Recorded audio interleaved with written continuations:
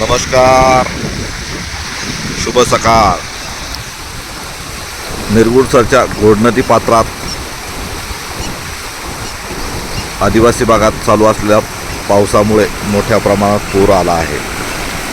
साधारण गेल्या 15 दिवसात हा 6वा पूर असल्याचे जलसंपदा विभागाने सांगितले.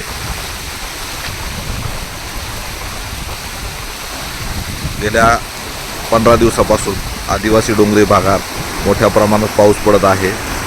हुतात्मा बाबूगणू सागरडिंबे धरणाच्या जलाशयातून पाची सांडव्यातून जवळपास 5 ते 6 हजार अंदाजे क्युसेकने पाणी सोडण्यात आल्यामुळे घोडनदीला पूर आला आहे. जवळे निरगुडसर जो पूल आहे त्या पुलावर आपण आहे आणि आता या पुलावरूनच घोडनदीचे दृश्य पाहतोय. घोडनदी पुन्हा दुथडी भरून वाहत आहे.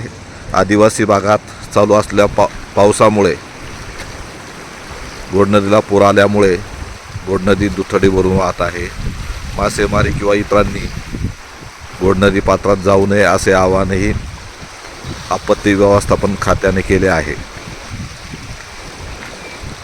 पूर्णपणे गढूळ पाणी असून घोडनदीला पूर आल्यामुळे मोठ्या प्रमाणात आजूबाजूच्या शेतीचंही गेल्या काही दिवसात नुकसान झालं आहे. तसेच अनेक शेतकऱ्यांचे शेतीपंपही पाण्यात बुडाले. सद्यस्थितीत शेतीपंप बंद असले तरी मोठ्या प्रमाणात झालेले नुकसान शेतकऱ्यांना आर्थिक तोटा देणारे ठरत आहे.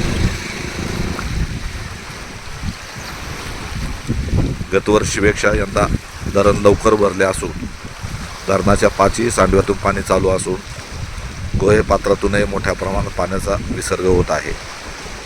त्यामुळे प्रत्येक शेतकऱ्यांनी काळजी घ्यावी. तसेच हवामान खात्याने सुद्धा रेड अलर्ट जारी केला आहे. त्यामुळे महत्त्वाच्या कामासाठीच बाहेर पडावे असे आवाहनही आपत्ती व्यवस्थापन खात्याने केले आहे.